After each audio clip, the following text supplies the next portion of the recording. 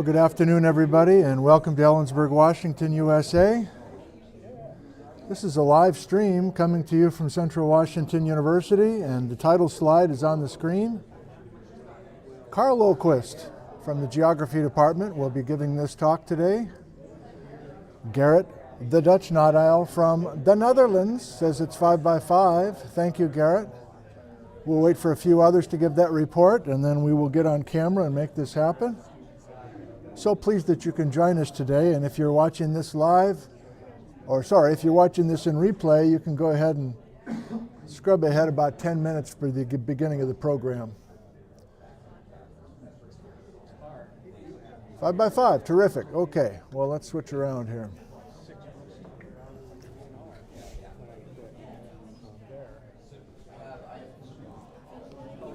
Hi, everybody. So pleased that you can join us today. I think you'll enjoy this talk. Let me go ahead and try to find you here. Get you on the Etch-a-Sketch. We'll say hi to a few people, and we'll take it one step at a time. We have 126 watching at the moment. Where are you viewing from today? And then we'll turn you around and give you a sense of the room. Jerome Blessman's talking to Jordan Carey, and Hannah Shamlu's visiting with a few others, and so on. Pat from Natchez, right there in the back of the room, he's texting in. Pat made the trip up from the Yakima area. Robert's in Snohomish, Washington. John's in Ballard, Washington. Edith is part of Carl's fan club. Sky Cooley's mother is here. Beth, hello, from Bayview, Washington. Where are you viewing from? Yeah, I got my little, this is an experiment. I've got just a hand lens lanyard that I'm using for my little Rode microphone. I don't know if I like it, but we'll try. Coral Gables, Florida, and Winston-Salem, North Carolina, Bainbridge Island, Washington, Patagonia, Arizona. Is that a place? Patagonia, Arizona. Chandler, Arizona. Garrett says, say hi to Jerome for me. I'll certainly do that. I can't get him on camera. He's sitting in the dead zone, but maybe I'll get him after the talk to say hi to you guys or something. I don't know. I know that many of you feel a connection to him, and that's wonderful. 48 degrees Fahrenheit in Fairbanks, Alaska. Thank you, Don. Okay, good. So I trust that everything's working properly.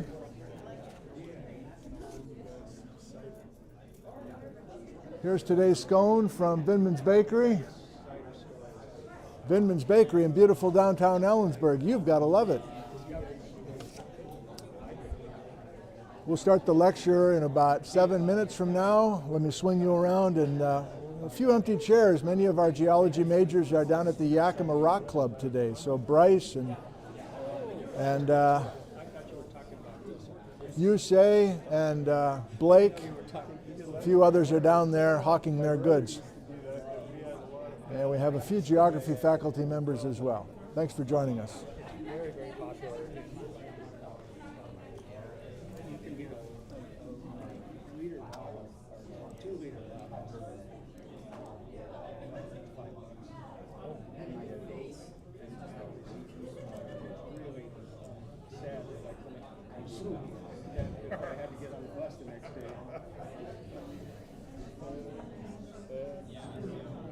Good, but that offer is always open.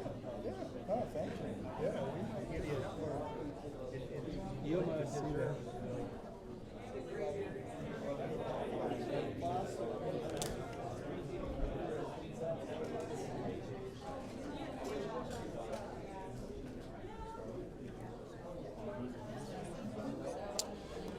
Have you had a scone the last 3 Fridays?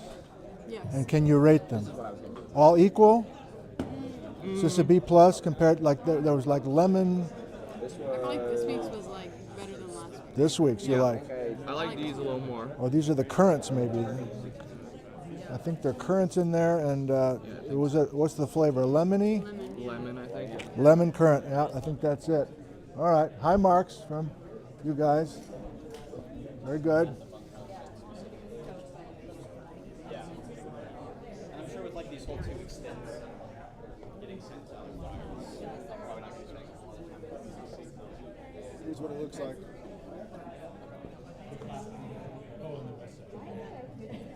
Thank you. Thank you for coming. I will be here for now, and I have to go, and then I'll come back. So, yeah. Of course. Thank you for what you're doing. For the call.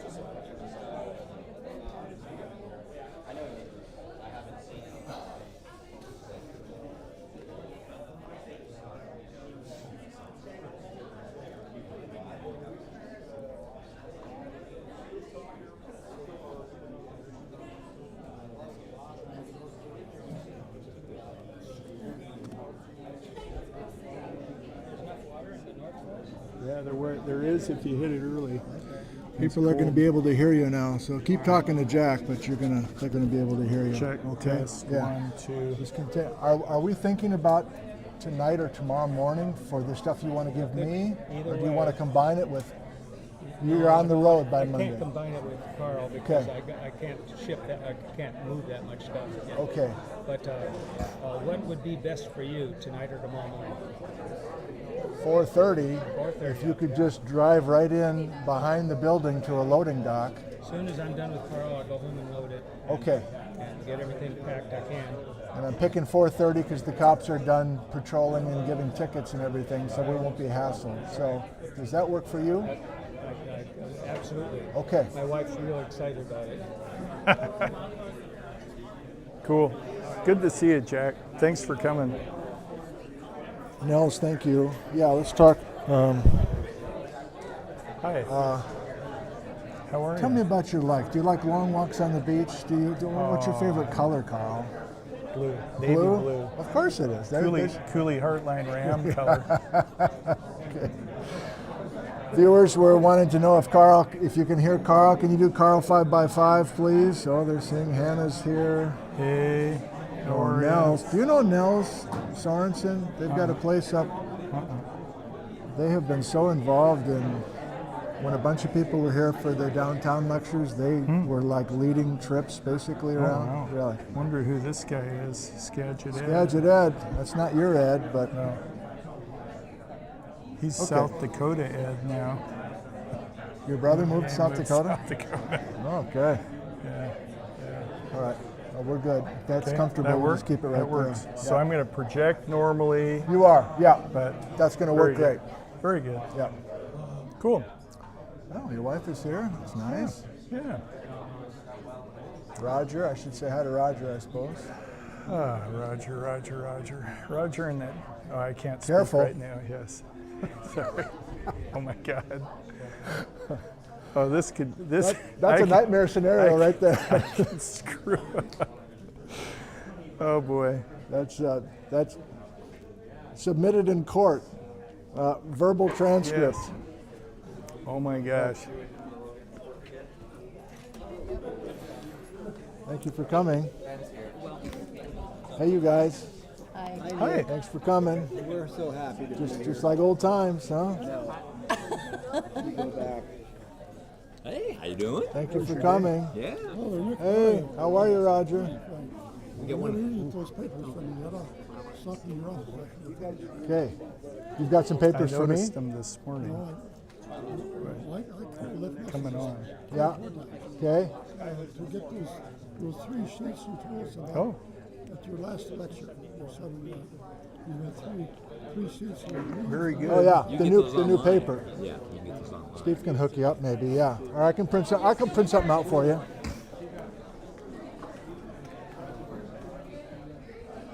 Okay, we're going to start in about 2 minutes. You got your water. Yep.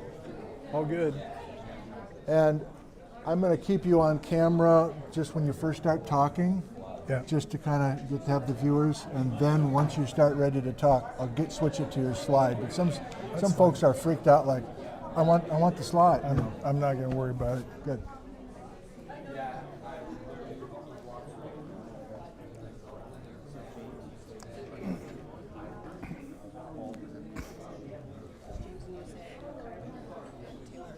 Good morning. Good morning.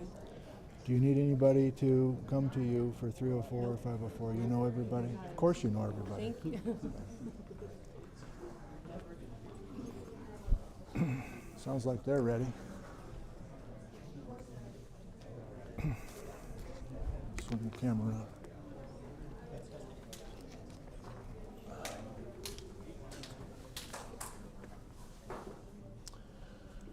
Okay, well, you guys are ready. Okay.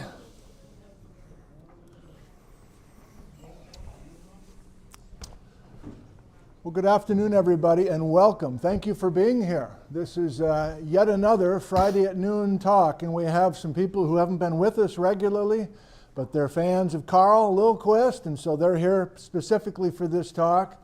I want to make sure that you know that you're welcome anytime, especially if you're in the area, and we have some geography faculty here as well.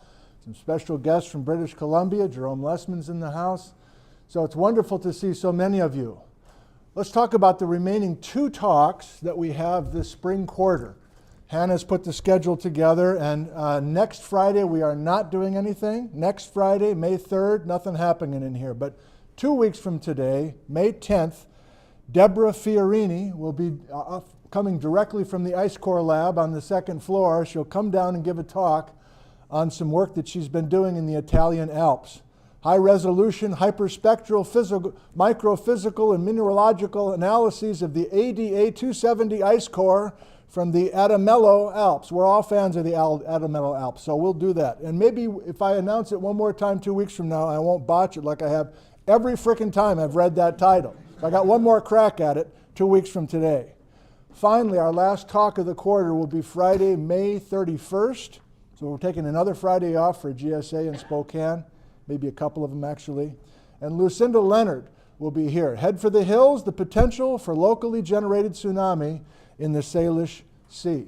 So those are the final 2 Friday talks of the year, and we'll be back doing this in the fall with a whole new roster and lineup that will be put together for you. How are we doing on the Vinmans? We got a bunch left, Walter? Those boxes empty? Still got a lot? Get up right now. Come on, man. Get up right now. Get a few more of these things. Are we out of coffee? Come on, man. Chris? Yeah, you read the sign. Think of others. Okay, it's time to think about yourself, Chris. No more thinking of others. The sign worked. Okay, I got to back off on the sign. The sign was too much. What'd you say? I said, think of others. Don't fill up your plate. But now Chris has, and that's good. Okay, I got to find the sweet spot in between the 2 of these things. Great, a quick introduction for our speaker, and we will begin.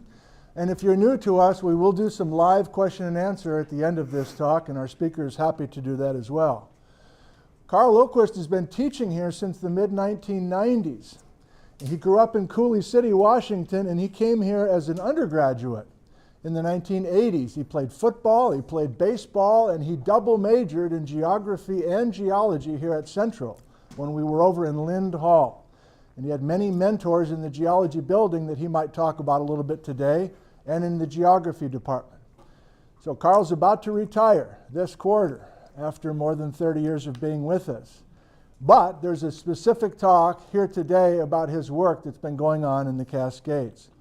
Karl did some schooling here, as I mentioned. He went on to Portland State and got a degree, went to University of Utah and got a degree, taught back in Iowa for a bit, and then he realized we got to get back out to the Pacific Northwest, and this is where he landed. Today's talk is entitled 1 CWU Way, Advancing Knowledge of Rock Glaciers, Permafrost, and Other Cold Climate Phenomena in Eastern Cascades, Washington.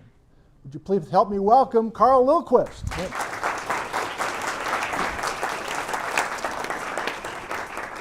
Good to see you folks today. Thanks for coming. 2 corrections with that, 29 years here. Oh boy. And for our new provost benefit, I did time in Iowa for 2 years at Drake University rather than enjoying my time there. Oh boy. Anyway, it's good to be with you, and what I want to do today is walk you through what I've been up to for really beginning back in 1995, and then I'm going to dial it right in, on what I've been doing the last couple years, and then looking at the future. So with that, here we go. Today, what I want to look at are really three broad questions. First, how can one accomplish meaningful research here when 80% of our CW faculty workload is aimed at teaching? That's a heavy load.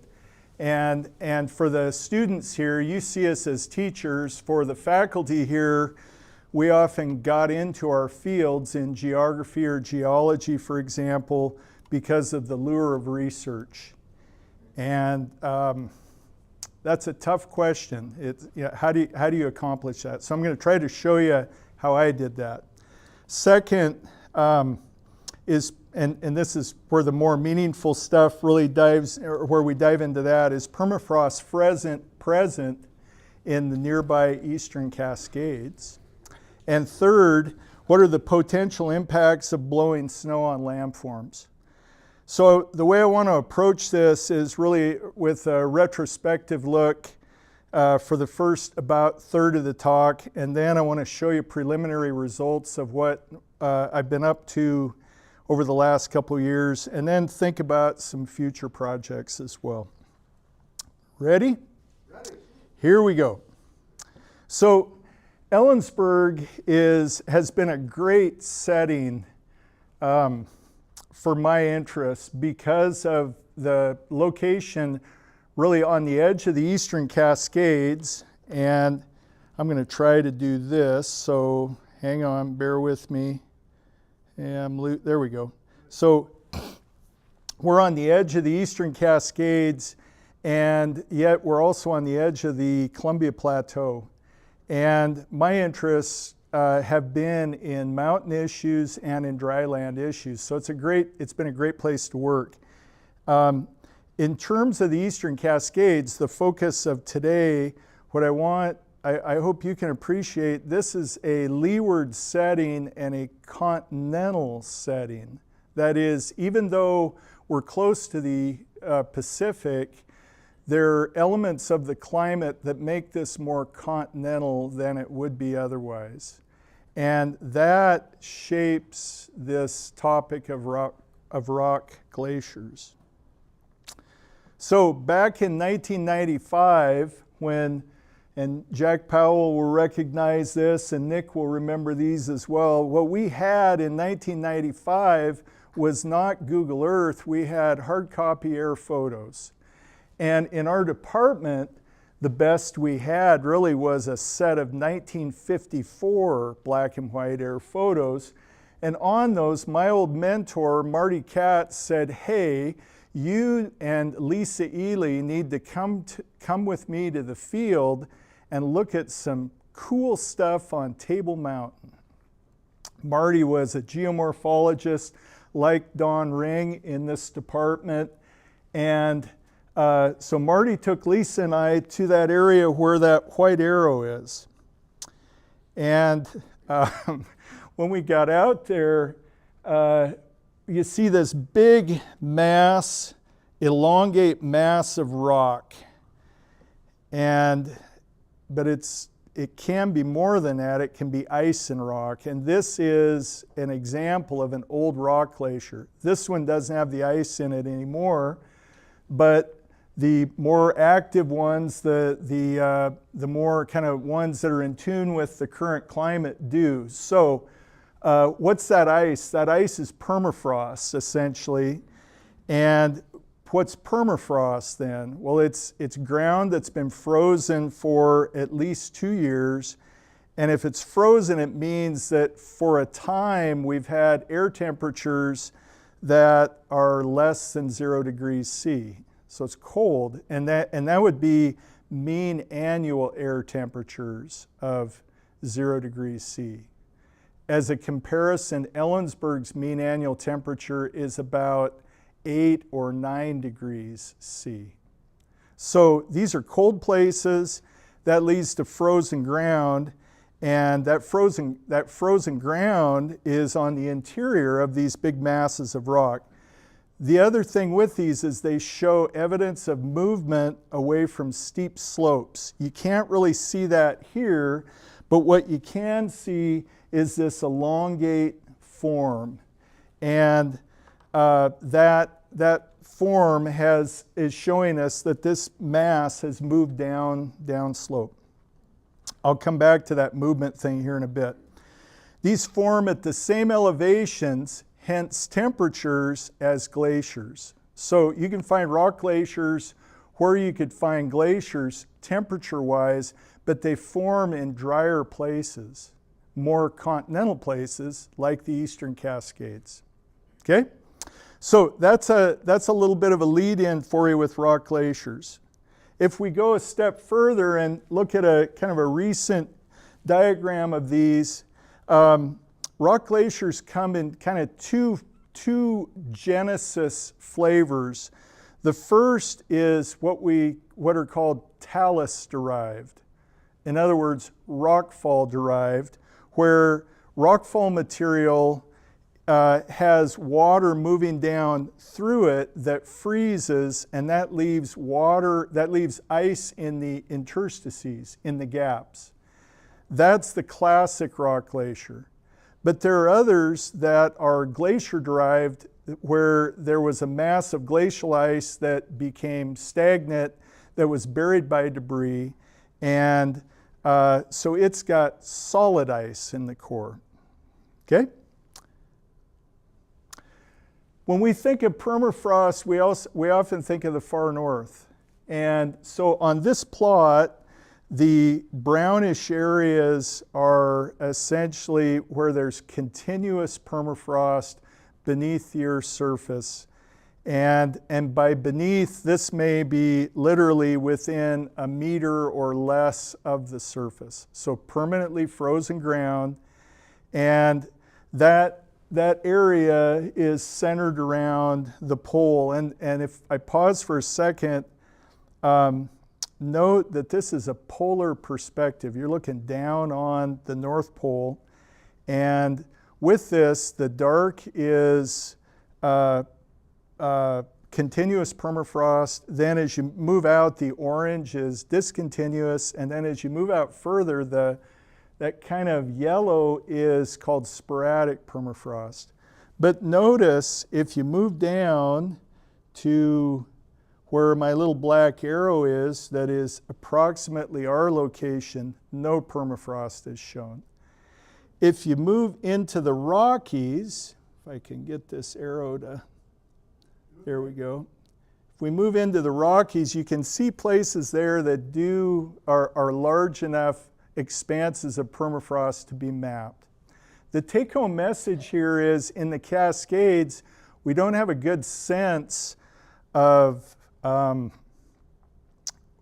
much permafrost is present. We know it's here, and the soil scientists have mapped soils that reflect permafrost, but we don't have a good sense of how much is here. And hang on there if you're going, so what? Who cares? I'll come back to that. So, okay, so now fast forward. Remember, Marty Katz introduced Lisa Ely and I to rock glaciers on the west side of Table Mountain, which is just north of Ellensburg. Fast forward to the 2000s, and we were doing a lot of playing in the Wenatchee Range part of the Eastern Cascades. And by playing, I mean we were playing in the snow on snowshoes and skis. And the Tronson Basin near Blewett Pass, right here, was an ideal place to do that because it's north facing and it holds snow really, really well.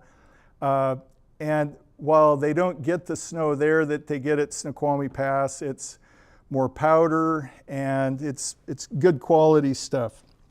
So we were spending a lot of time, and those white lines are our various routes. We'd go up on a Sunday and we would work our way around Tronson Basin. We'd do something like this, follow this, and drop down. Or we'd go up this real steep trail here and we'd come over and we'd drop down. And with that, we often included a trip by Windy Knob there in the yellow. If you now change the perspective, or if I change the perspective, you see Windy Knob at the top. And then you see a place called Windy Gully down below. And these places are aptly named. They're windy as hell. And they're fairly high. We're in the subalpine zone. We're at 5,900 feet. And when I say fairly high, for the Cascades, fairly high. And they're windy places and they hold snow. And so we're playing there, and this is a shot of my wife Nancy descending Windy Gully, and you see an oddball pile of debris. And that pile of debris is all this stuff. Actually, I had my arrow right on it. There we go. So it's all this. And there's this massive debris, and there are these swales, these low swales and higher ridges in that. So at some point, I put 2 and 2 together, and it may not have just been me. I'm going with these buddies and we're brainstorming. But at some point, we said, hey, that's a rock glacier too. And if you're going, well, no kidding, he saw one on the west side of Table Mountain.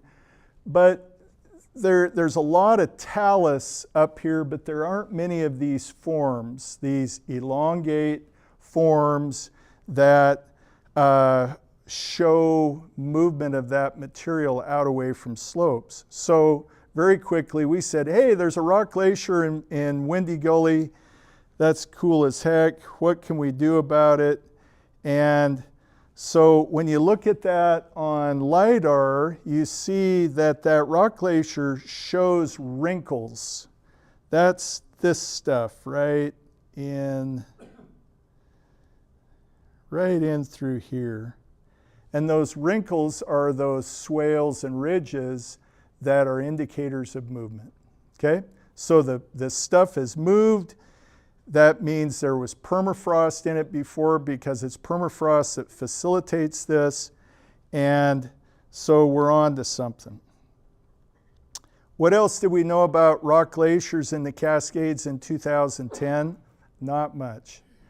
Marty Katz probably, Marty got us started, and Marty knew as much about these as most. But the best source was Fred Becky's Cascade Alpine Guides. So if any of you are rock climbers and you've seen these classic climbing guides, when you paw through those, Becky would mention these. But he only mentioned maybe 20 or 25 in his 3 different volumes. So we didn't know much about rock glaciers in 2010 when we were first dialing in on Windy Gully. So I get what I thought was a great idea at the time, the idea to start taking students up here and exposing them to a rock glacier. And this was you'll see in a minute why it maybe wasn't the best idea, but I tried with a couple classes, Geography of the West class, my mountains classes several times.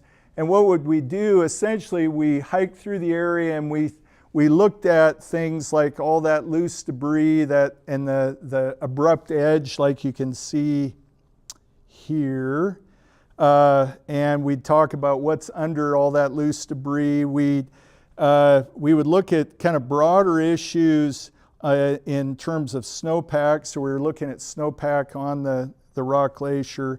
And one time we even hiked in and a student presented on rock glaciers on a rock glacier. Pretty powerful teaching tool. But there's problems with that.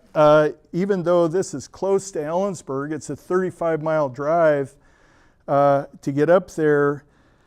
But it takes a bit to get there in the winter. So the winter route is you start on US 97, and it's about a 2.5 or 3 mile hike up this white road and trail, and you're not gaining a lot of elevation, 1,400 feet or so, but it's a workout, and it stretch students. And I had a lot of pissed off students after a while with some of these. But it was, if you hit it on a clear day, it was pretty sweet in the winter. But it was a stretch. And in the summer, with that summer hiking class, we could drive up this we could drive up this yellow road, make the hike a lot shorter, a lot less vertical, and that could cut out some of that anguish. But it was what I was trying to do was expose students to something that they wouldn't otherwise get. And I would say that was a mixed success. Okay, so now I tried to introduce this to classes, and then oftentimes, or every now and then I should say, you introduce something to a class and one student bites. And in this case, the student was Mark Weidenar, and Mark was stoked about rock glaciers. And so pretty soon, Mark has passed me. He's an undergraduate, and he's passed me in his knowledge of Cascade Range rock glaciers. He dives in, and there's Audrey. Audrey was running the Science Honors program at the time, and Mark was maybe the first one of those students. Mark dives in, and he's mapping Eastern Cascades rock glaciers, and he ends up finding 103 of them. So he's more than tripled what we knew about at the time in terms of these permafrost features in the Cascades. He's passed me in the knowledge, at least, of the spatial distribution of these. And so I'm taking what he's learning, and now I'm passing it on to two other undergraduates, Jacob Leonard and Noah Westbay, and we're out in the field one summer visiting a bunch of these sites. So the take-home message here that I want you to appreciate is I've just turned teaching on its head. We're used to being the experts, or at least my generation of teachers are, and we're teaching and students are learning, but that got flipped around pretty quick, and by an undergraduate student as well. So with Mark's work, then that taught me, I dive in, and I dive into this topic wholeheartedly, and I do a bunch of mapping, and then I remap because I don't agree with some of the stuff he's up to that he had done, and he did great work, but I added some analyses, and so pretty soon he and I co-author a paper, and now the number's up to 159 rock glaciers. And so where we're at today is this little red spot right there. And notice how few are in the South Cascades and how many are in the North Cascades. There's a bunch up north. And Mark was really the leader in getting that rolling. So then, with this teaching, the other thing that happened is that this offered public service or public outreach opportunities. So a field trip Nick and I led to the Wenatchee Mountains included a stop at Windy Gully on the upper route. And we had 30 cars up there parked on a forest road. But we hiked out to the edge. Folks got to look down on this rock glacier. It was pretty cool. And that led to other opportunities presenting to the Wenatchee River Institute. So my point with this is the research has changed how I teach, and it's involved students in different ways, and now it's heading into public service as well. Then I really got lucky and had two awesome grad students, Adam Riffle and Jessica Coffey, and I taught them about rock glaciers, and pretty soon they jet past me because they don't want to just identify them and look at their ages or things like that. They want to use ground penetrating radar, and I don't have a clue. And so they work with Bree and Lisa and Steve Hackenberger in anthropology, and it starts with Adam in 2018, and he uses ground penetrating radar to identify how much ice, therefore how much water is in these. And because he's thinking about climate change and water sources in a warmer world. So if you lose snowpack, what do you have to back that up? And that was his thought. And that's not a new thought, but in the Cascades, it was new. Okay, so Adam does ground penetrating radar on 9 rock glaciers, and he works with 9 undergraduate and graduate students to do this, because you'll notice on both these you need a team. You need a team to haul that gear around, pull the cables, keep from falling. It's just a mess working on loose debris like a rock glacier and trying to map what's in the interior of the rock glacier. That's what ground penetrating radar is giving you. Jessica goes a step further. She looks at more rock glaciers, and I think she did this on purpose just to upset Adam. She looks at more rock glaciers. She involves more people, including her parents, and she goes into a site that's so far in she has to hire a mule team to haul the gear. So this was a big deal for for a master's projects, and this was right during COVID as well. So what they find, and I'm using Jessica's plot, but Adam had similar plot, and this is one of many plots they both did. They both trained at Windy Gully because it was close and accessible. And what they found essentially was an active layer on the surface, and then bedrock at depth, and between those two, what they thought was permafrost. So they saw essentially three layers in that fuzzy mess on the board here.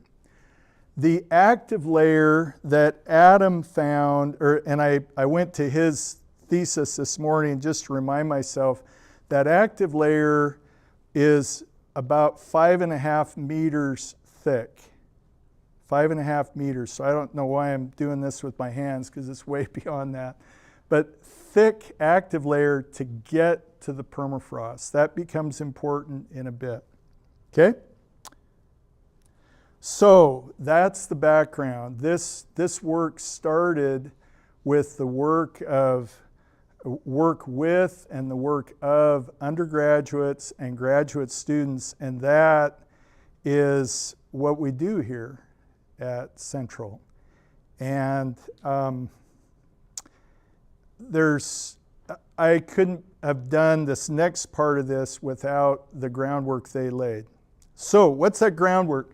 Well, first, the Windy Gully Rock Glacier, if we start over on the right on the screen, it's what we would call a tongue-shaped, talus-derived, intact rock glacier. Let me explain.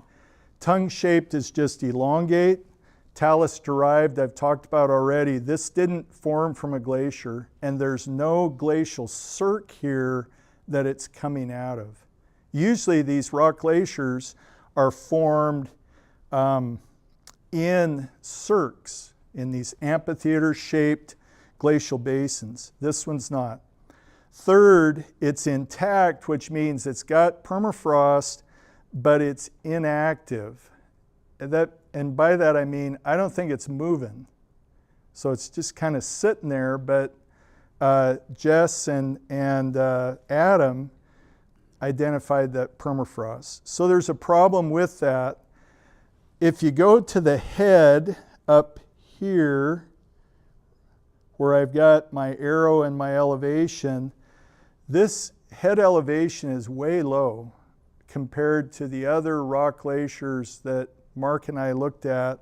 It's 300 meters lower than the mean head elevations of that entire data set.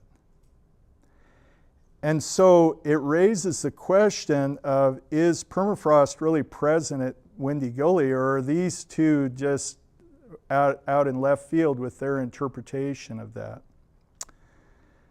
if it is here, why is it so low? So that's what I want to take you through now. Okay? How we doing? Great. We okay? Okay.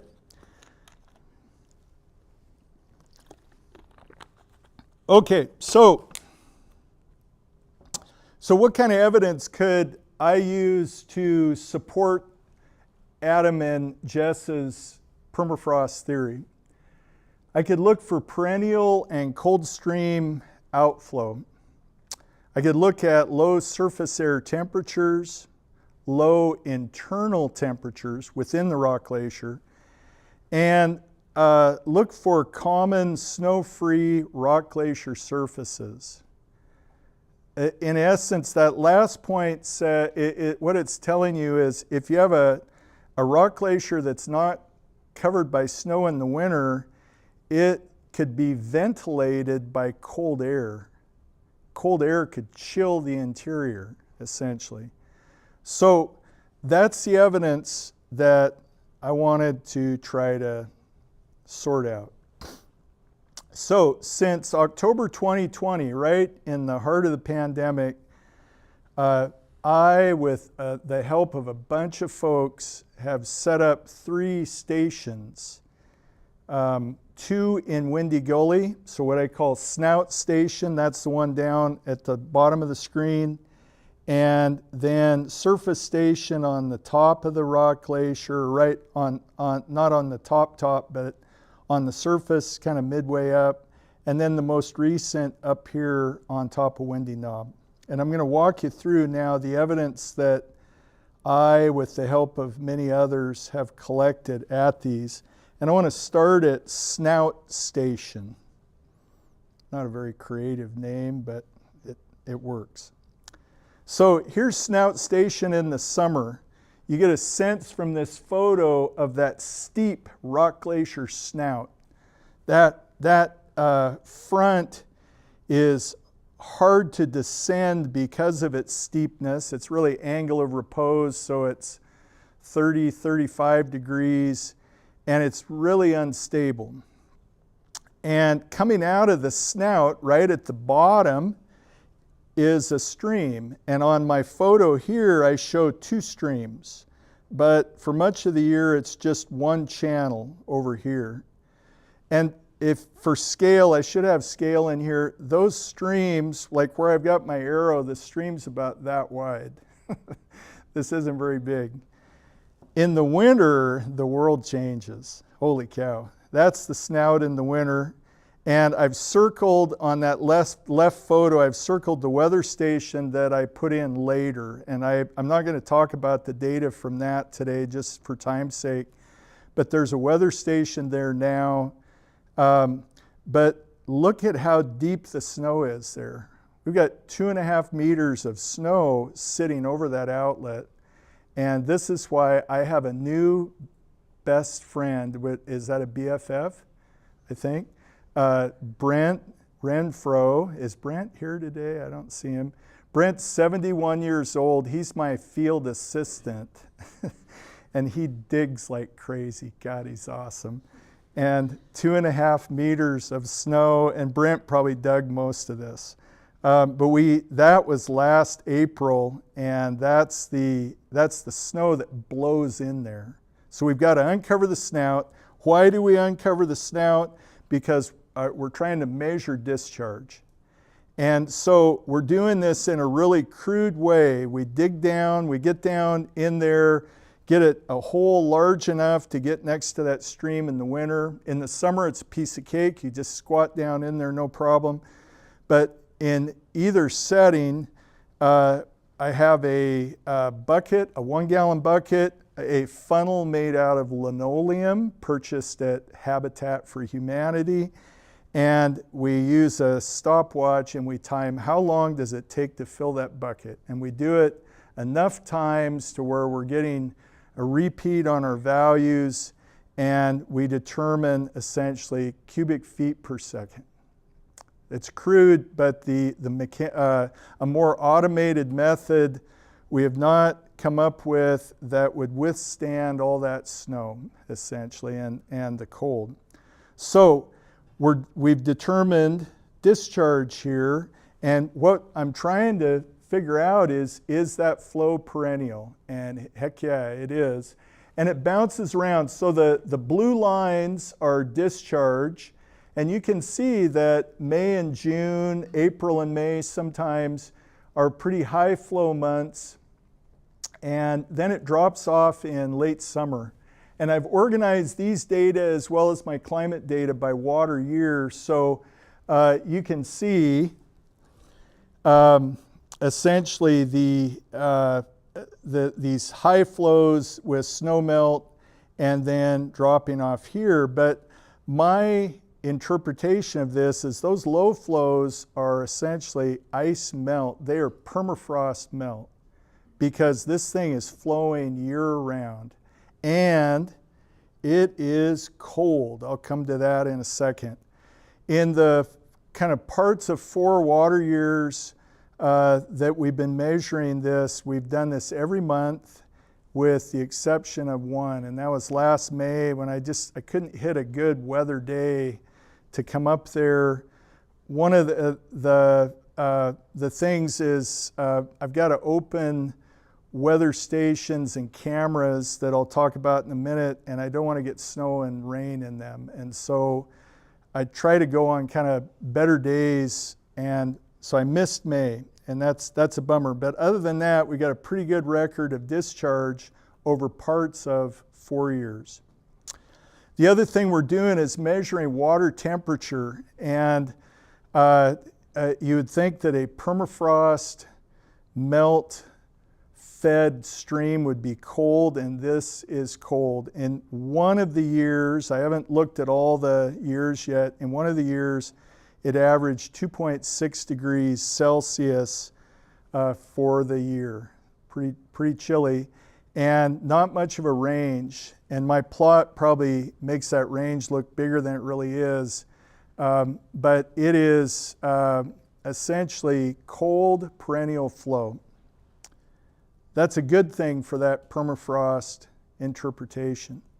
So let's go up to the surface station now. And this, like the other two, has a weather station. And now let's dial in on that weather station data. 2 students helped me build that weather station in January of 2021 on a cold day. Man, it was cold, and we're handling metal pipe on a cold day, which is a really bad idea. And but we got it set up, and so you can see kind of the view of this in winter, in the coldness, and in summer, or actually fall here, but on a real nice September, October day. You also get a sense here of all the boulders, the loose boulders here, and walking across a rock glacier is kind of a choreography of it's balance. You're trying to balance your way across and not crash too much. It's a lot easier to walk on these in snow than when they're bare. Here's what we've got for 2 years of data on air temperature. Both of those, first, let me explain. Here's our plot, our water year temperature plot, and only 4 or 5 months are below freezing. The rest of the year, the mean monthly temperatures are above freezing. When you punch those numbers out and you look at the year mean annual air temperature, both of those are over 4 degrees Celsius for mean annual air temperature, and that does not work to make permafrost. It's too warm. We're more than 4 degrees above that temperature needed. So we got a problem there. The next step was to install subsurface thermometers. So we took little hobo pendant thermometers like you see here. They're $75 a piece or so. You mount them onto a PVC wand that's a meter long, and you try to work them down into the rock glacier surface in that open boxwork of surface that try to work them in there. And so I've got 5 of those installed. I've got data from 4. The one right near the surface station, I can't remember what's going on with that, but I don't have a year of data anyway, so I didn't mess with it. But look at the results. I've put the mean annual temperatures there, and 3 of them are real close, 2 point something. And then there's one that's 0.8.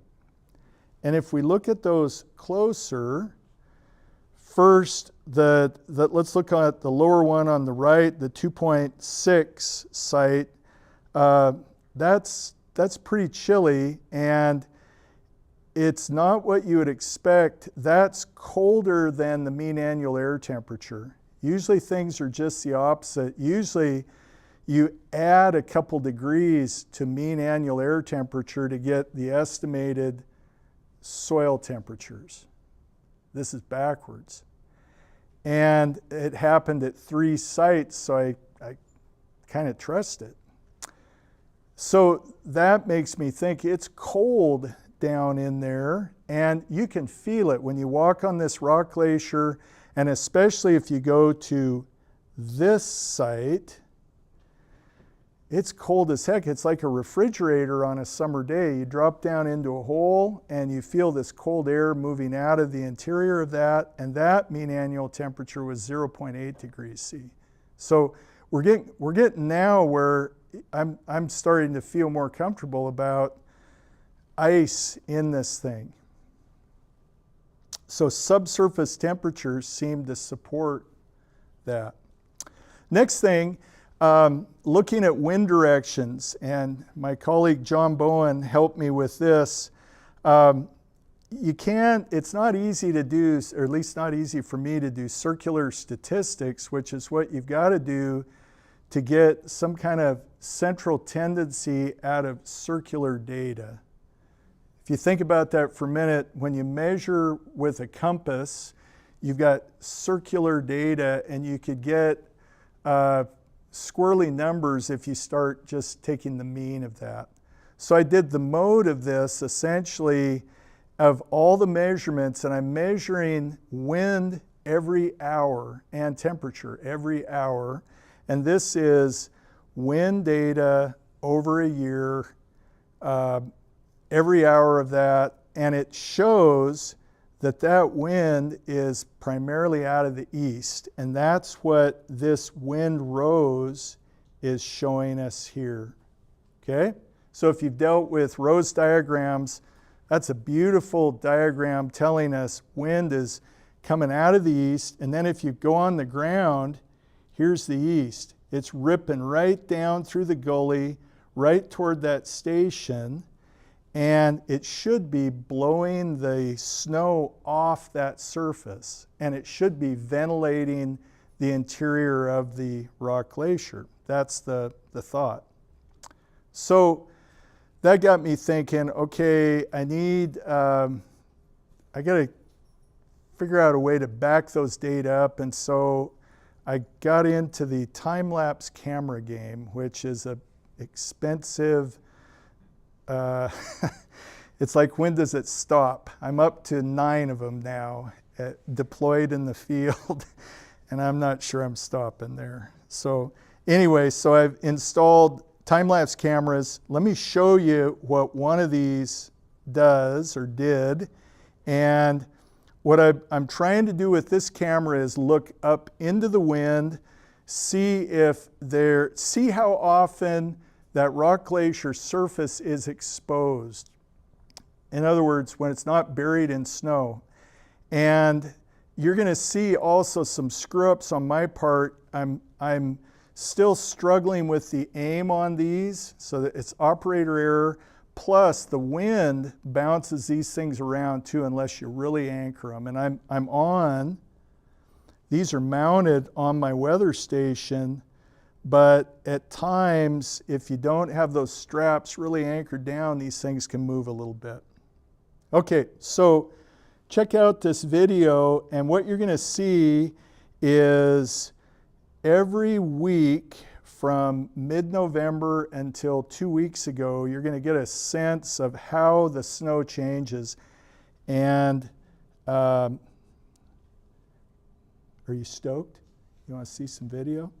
Okay. Nick, I got to remember how to do this. I'm going to do it with that, aren't I? There we go.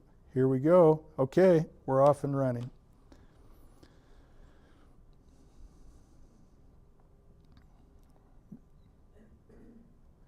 We're moving fast. Now we're in January.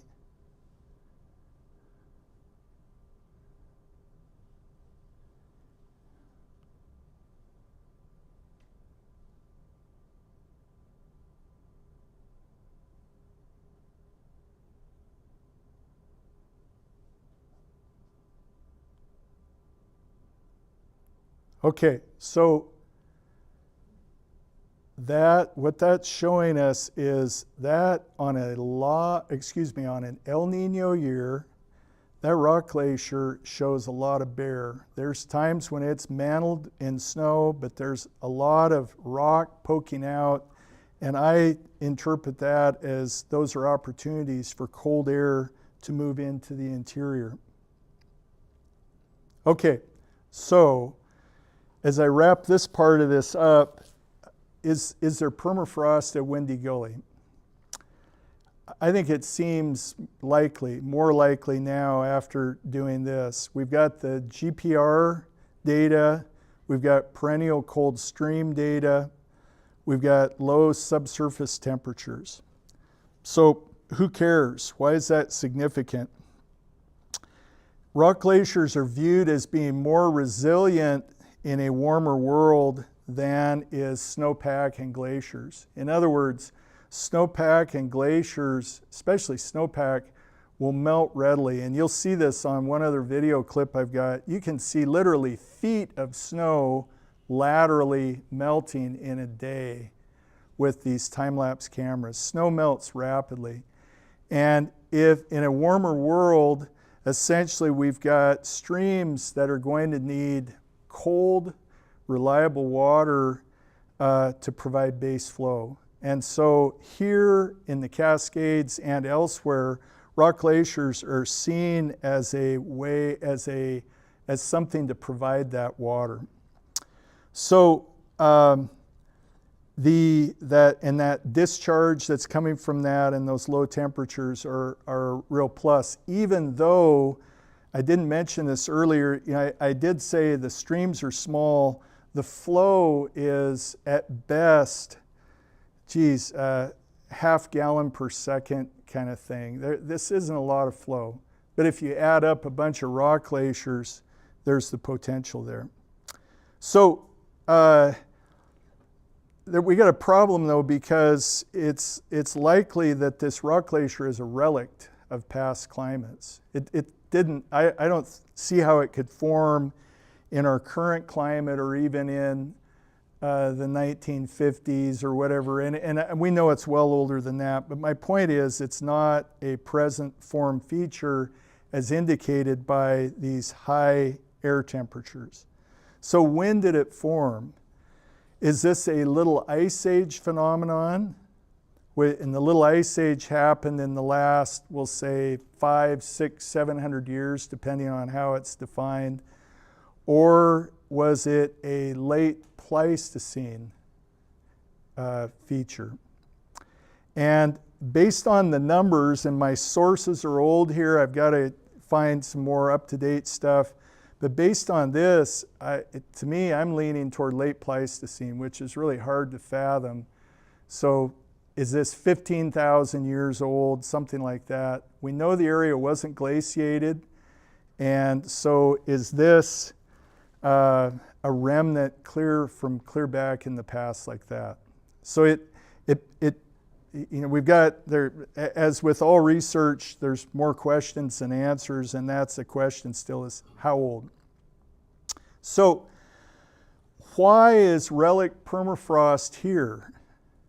If permafrost is here, and I'm making the argument it is, why is it here? Well, I've started off and said, hey, it's a relatively high elevation, but not that high. It's a continental climate which has it should have cold winters. Those things favor this. there is a pervasive cold wind and partially snow-free surface. Okay? But the big thing, I think, now is that it's shaded. Check this out. So our tech in the geography department, David Cordner, I gave him the outline of the rock glacier, and he took that and put that on the map, or on a digital elevation model. And then he made a polygon of about the same area on Diamond Head, which is that high ridge to the west. And what he found, and it's shown nicely with these colors, is that Windy Gully in that polygon gets about less than 25% of the direct sunlight that Diamond Head does. And I've noticed this with my cameras. There are 2 or 3 months of the year when there's no direct sunlight on that surface. And so this is a neat finding. It's not a great place for a rock glacier. It faces to the southwest in its head areas.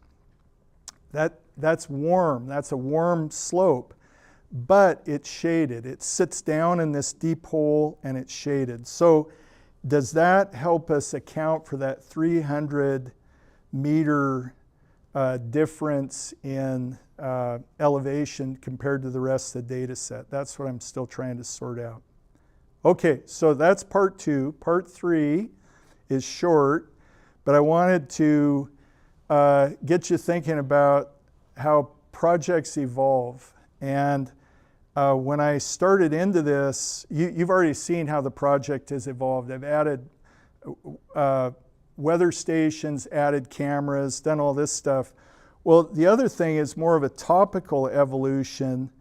When we were skiing and snowshoeing in this watershed, we were running into just humongous dunes at times, snow dunes or drifts. That's what these folks are standing by here. These are people here, and these are snow drifts on Tronson Ridge. They are phenomenal, my God. And it tells you it's windy, windy, windy there. And so I had a student come in 2018 or 2019, something like that, Ryan Hampton, who wanted to do snow stuff. He was a skier. And so I tried to teach him about the science of snow, and just like happened before, pretty soon he passes me, and he's teaching Michael Fisher next to him, who's an undergraduate, about snow. And then pretty soon they're teaching me about windblown snow bed forms, drifts. And so with that, and Ryan's also teaching me about technology. He was using, if you've ever used Raspberry Pi type setups, he was using that as his essentially data gathering methods. So the other thing that came about in exploring here is that there are polar opposite winds, or just about, in the area. From surface station to knob station, it's about 0.3 miles. And look at the wind roses. At surface station, the wind's out of the east. At knob station, the wind is dominantly out of the southwest in a span of 3 miles. And I've seen that time and time again in the snowshoe up to knob station. You've got wind in your face, and all of a sudden you get into the upper gully and you got wind at your back. And so that was a curiosity. And so we built Knob Station. This is summer on Knob Station. Here's winter. And winter is crazy. It's windy as heck, and there's rime ice like crazy up there. And that rime is what you see hanging on the weather station. That's just this coating. And we got a problem because when rime ice coats wind vanes and anemometers, they don't move. And so our data is screwed up.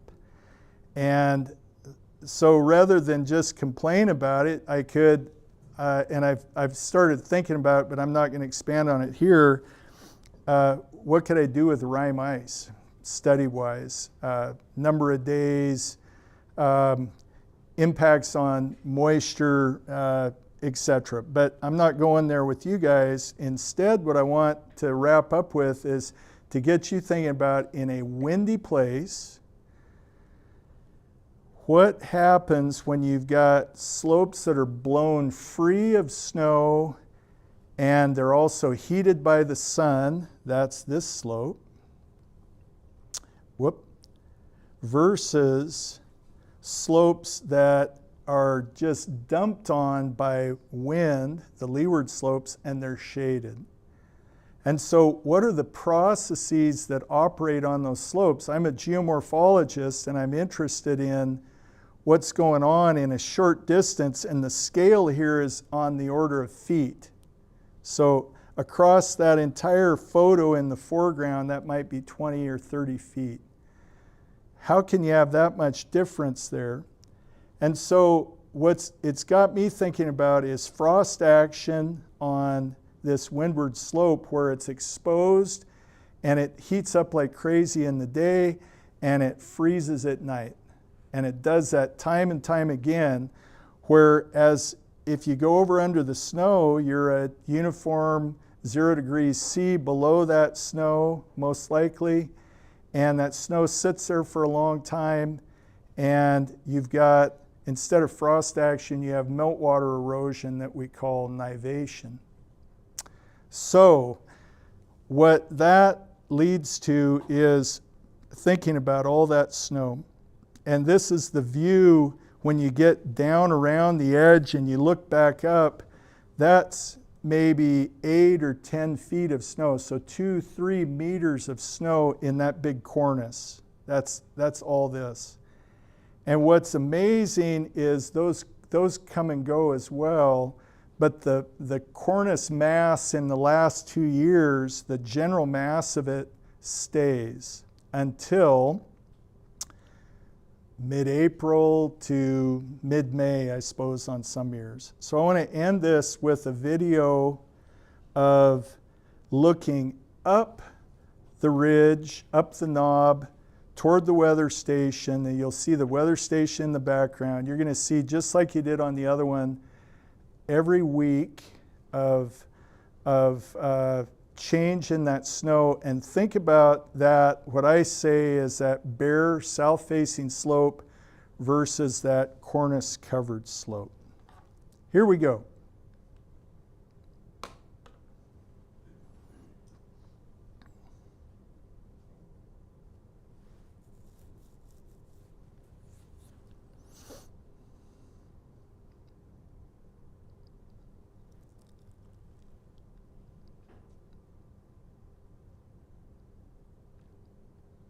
That's early February when it was bare.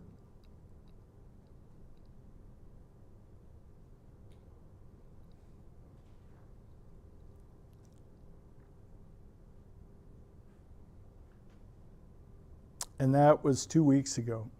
Last year, it was early May when that finally melted out, and things seem a little earlier this year, which doesn't surprise me too much. But that's the remnant of the cornice. But in places, that's still 2, 3, maybe 4 meters deep.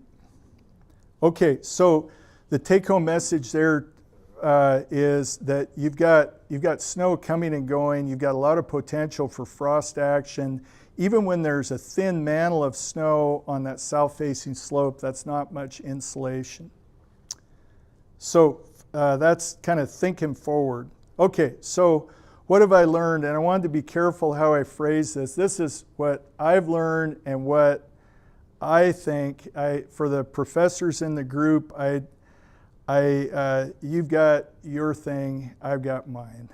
and so to me, research ought to involve exploration, adventure, challenge, and that challenge, more and more, I've really migrated to mental and physical. I think a good workout, it helps learning. And probably the most important thing, though, is fun. And this project, my wife Nancy can attest to this. It's been more fun than I've ever had on research. It's really been a hoot. Point two is that nearby research like Windy Gully and the Blewett Pass area offers teaching and service advantages. I've done research in other countries, I've done research in other states, and those are great, but there's advantages for our students and public service. It's worked for me. Third, weaving research, service, and teaching together has worked, and I am now a firm believer in flipping those roles. Man, have I learned, and I think I've probably said that enough today. I've learned from students on this. Point four, it's okay to evolve with a project, especially I'm heading out the door here in a couple months, but even if I wasn't, at this stage of my career, I would definitely still be evolving. And I think when I was younger too, I would have too. There's a lot of pluses to that. And finally, something I didn't emphasize enough, long-term research takes a long time. And I'm going to keep rolling with this because I'm still trying to build good data sets. I've got, there's a host of things that can go wrong when you've got weather stations and cameras. Some of it's operator error, some of it just happens, batteries die, stuff like that. And so I'm still collecting data and will continue for some time. So I wanted to leave you with just acknowledgments. This is, I think, a complete list of all who have worked on this. Everybody from our department secretary to graduate students, undergraduates, friends, family, and that's what's also made it a blast to work on. So thanks to them, and thank you to you folks, and I'm happy to answer questions.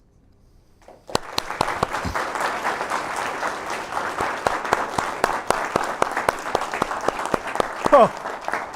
God, I thought it would be shorter. I tried, perfect, Nick. perfect. I tried. Three things for you all. Number one, it's 1 o'clock, so if you need to go and you need to slip out, please do it quietly. Grab some Vindmans and drinks on your way out, but do it quietly. Number two, we're going to do some question and answer right now. Carl's going to try to repeat your questions so that the home folks can listen. And three, after this, we're going to go to Sliders. Do you know where Sliders is? It's where Frazzini's Pizza used to be and Grant's Pizza. It's in the plaza. It's on University Way. It's close to Vindman's Bakery. Hopefully you can find it. Can we write our name on the ceiling like we used to? You can do in anything you Frazzini's? want. Absolutely. Okay. So we will continue there, and so everyone's welcome to join us over there for a meal or a beer or both or whatever. So all sorts of options. Questions for Karl, please. Have you looked at any motion on the thing? Yeah, great question. I have not yet. What's the question? Have I looked at motion on the rock glacier? Is the rock glacier moving? I have not looked at that yet. I'm still trying to figure out how to do it to have a baseline place that's stable. So much of that is steep slopes and loose debris that's moving. And so that sandstone to the north might be my best place to set up a long-term station to survey from, but I have not. And I don't yet know enough about handheld LiDAR to wonder how that would work, but that's something I need to do. Yeah. Yeah. Thank you for your talk, very fascinating. My question is about the kind of thickness of the deposit. Yeah. You kind of alluded to that about that 5.5 meters. Yeah. And I was wondering if you could maybe like talk about the GPR, like from atmospheric surface down to say the bedrock interface, what's that thickness? Boy, Andrew, What's the question? Thank you. The question is, how thick is that rock glacier?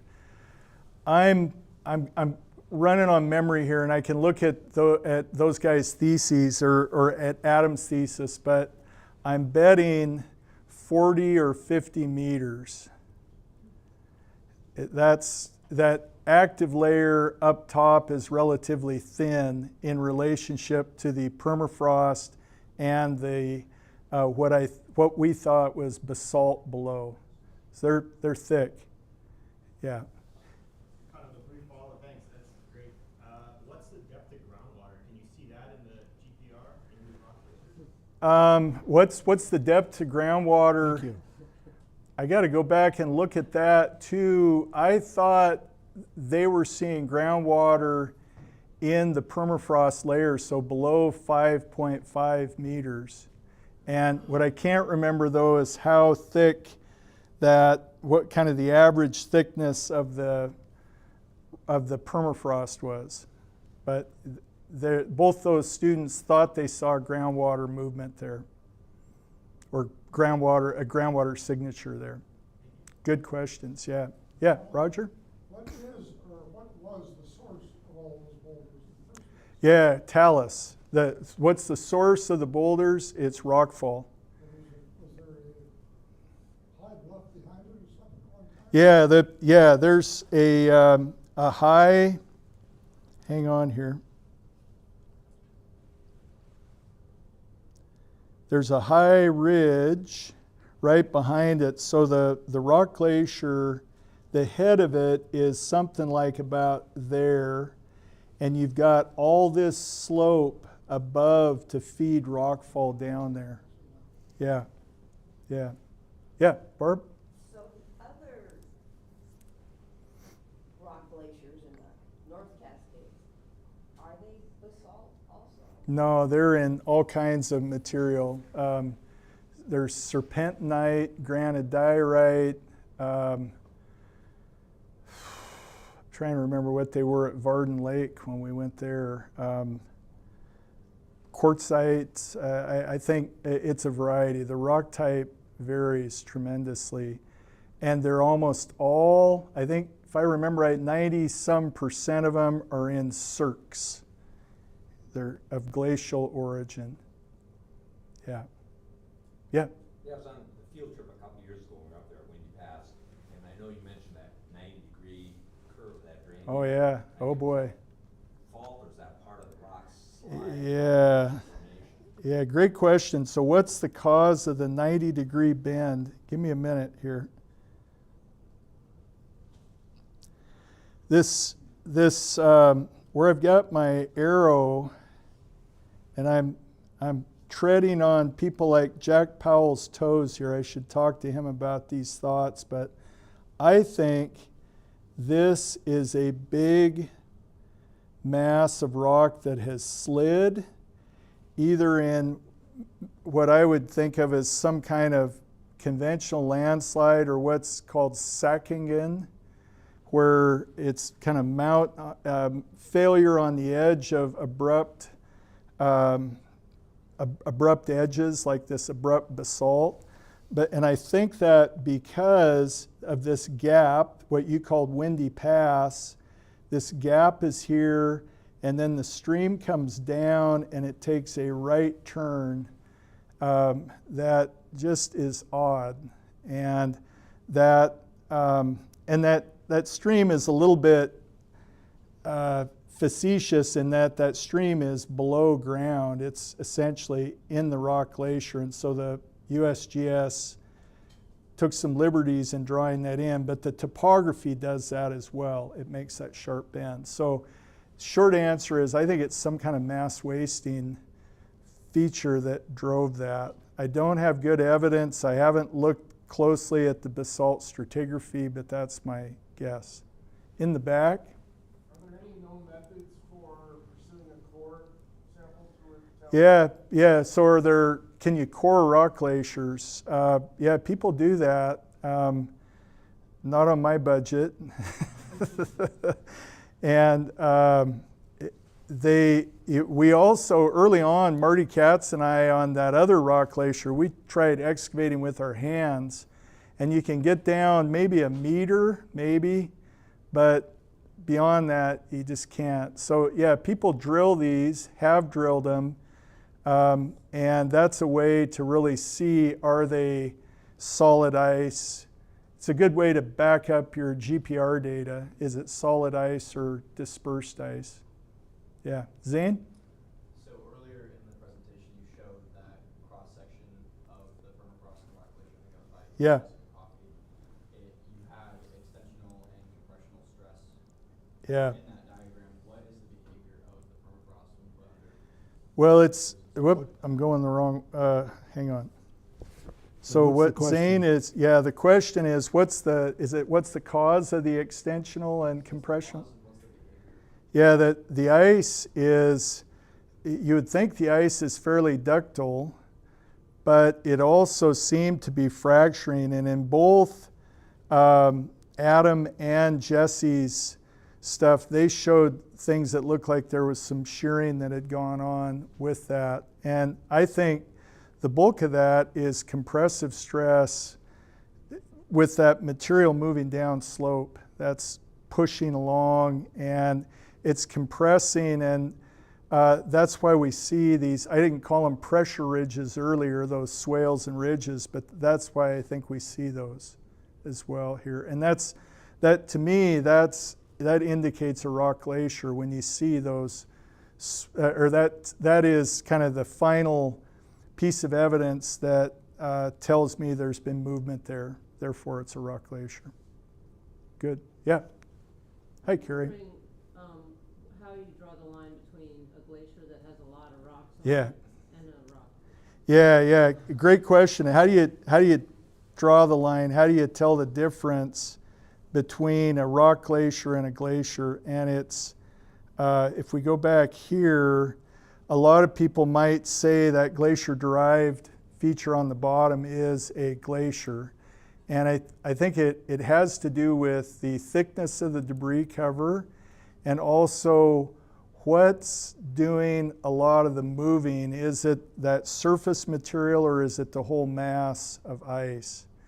But that's a great point. I'm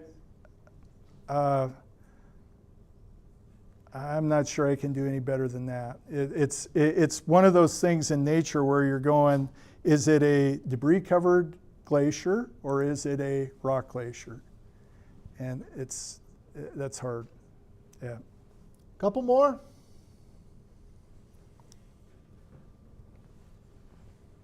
You get the feeling that you're inferring permafrost on the basis of the water flow?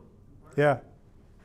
So if you compare your data with the storm pattern, because you've got periods of a big dump of snow, then usually you get an atmospheric high, warm, Yeah. sunny. Right? And so you could do that multiple times during the winter. Yes. And you could have seasonal water flow that's storm related, which doesn't mean that it would be permafrost melting to supply that. Does that make sense? Yeah, it does. Usually, like, permafrost is a thermal state, and so your numbers suggest no permafrost because they're all above freezing. They do, yeah. But there's, I guess, in this climate, to kind of, so the point is this permafrost based on the temperatures and the up and downs of the flow? Yeah. So the first on the up and downs, absolutely the flow increases after a rain, for example. I've seen that. But what we've got is that steady state of flow, that base that continues in the dry season when we might go 3 months without precip up there. And so I've attributed that to permafrost. Why does that melt, or why is it that rather than just a spring with temperatures being 4+ degrees above for mean annual, and actually more really warm temperatures there in the summer? I think during the heat dome, I didn't go back and look at those data, but we're in like the high 90s up there. It gets hot on that dark surface. So I can see how there's permafrost melt there in the summer to drive that base flow. You might want to argue back and go, well, maybe that's just ice, seasonal ice. And it could be that. But I guess by the time you get to the late season and you've still got flow, I'm thinking it's something deeper that is permafrost derived. That's a great point, Jerome. I'm sticking to my guns. Yeah. Last question. Can you reflect on your last 25 plus years here and the combination of research and teaching? Is it different now than it was back then for you? Is teaching different, or is research different? Or However whatever? you want to go with that. It's harder to do. Increasingly, it's harder to do to take students to the field, and that's not just a new administration. That goes back several. With everything from changing van sizes to upping the class sizes that we have to a class to make. So it's harder to take a mountains class up there when the mountains class may just not make. So you got to have enough students to satisfy the bean counters up above. So that's a big change. Yeah, I'll leave it at that. Okay, very good. Let's thank Karl again for a talk, please. Thanks for coming. Thanks, everybody. Come up and visit more if you like. And then Sliders, you're welcome to join us at Sliders. We're just walking over there in about a half an hour. Thank you. We'll see you in a couple of weeks.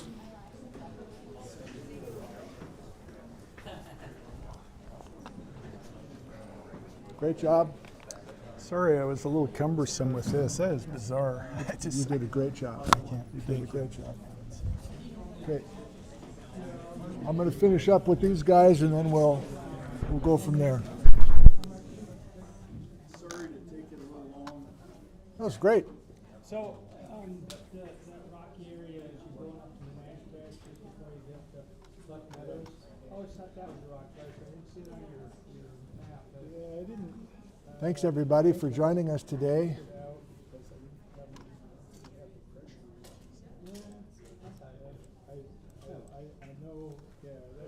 People keep people off camera behind me. Hope that you enjoyed that talk. Karl's been here a long time and has a lot of local knowledge. And I'm sorry I didn't get to your questions, but there's usually now plenty of questions in the room, so I kind of default to those discussions here in the room. Hope everything's going well with you, and we'll see you in a couple of weeks when we have a talk. Let me give that to you one more time, just in case you have not been with us at the start.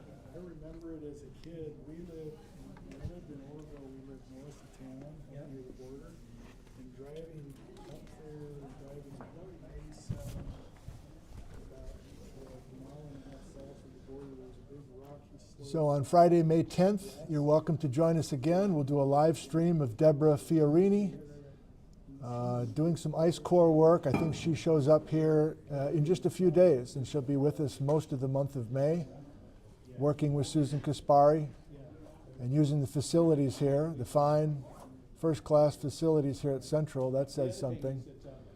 And then our last talk of this whole year, a tsunami talk on May 31st. Thanks, everybody. Thank you for joining us, and we'll look for you next time. Goodbye from Ellensburg, Washington, USA. DNR has huge